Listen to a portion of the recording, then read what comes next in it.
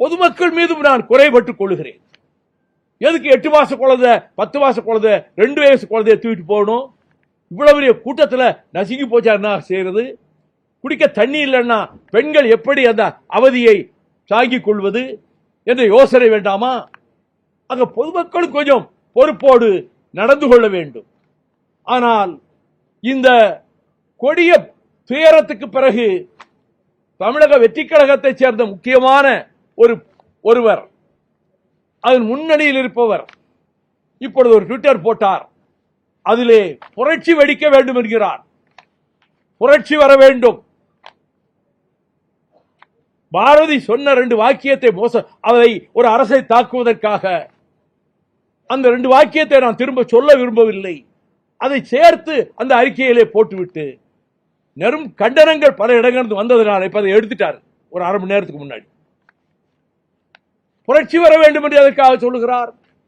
திட்டமிட்டு இவர் சட்டமன்ற உறுப்பினர் எப்படி போனார்னா, அதுக்கு முன்னாடியே முன்னாள் அமைச்சர் அதிமுகவை சேர்ந்த முன்னாள் அமைச்சர் அதுக்கு 5 நிமிஷத்துக்கு முன்னாடியே போயிட்டாரே விஜயபாஸ்கர், அவர் எப்படி அங்க போனார்?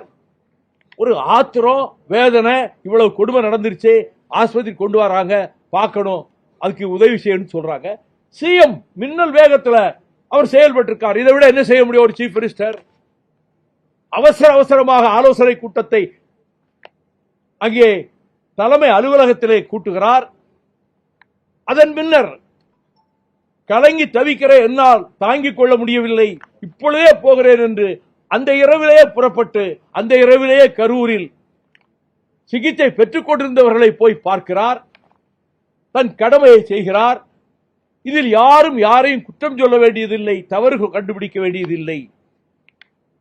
இந்த நேரம் துயரமான நேரம், இது விமர்சிப்பதற்கான நேரம் அல்ல என்று மிக பக்குவத்தோடு அரசியல் பண்பாட்டோடு முதலமைச்சர் அவர்கள் இன்று வரை அறிக்கை கொடுத்துக் கொண்டுதான் இருக்கிறார்கள்.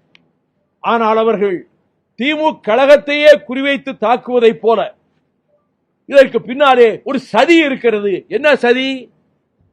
ஒரு சதினா அது ஒரு இடத்துல கான்ஸ்பிரசி கூடணும், அதுல திட்டங்கள் வகுக்கப்படணும், அதுல என்னென்ன திட்டங்கள் என்பது வெளியே வரணும், அதுதான் ஒரு கான்ஸ்பிரசி சதிங்கிறது. இங்கே அப்படி எந்த விதமான ஒரு நடவடிக்கைக்கும் எந்த ஆதாரமும் இல்லையே.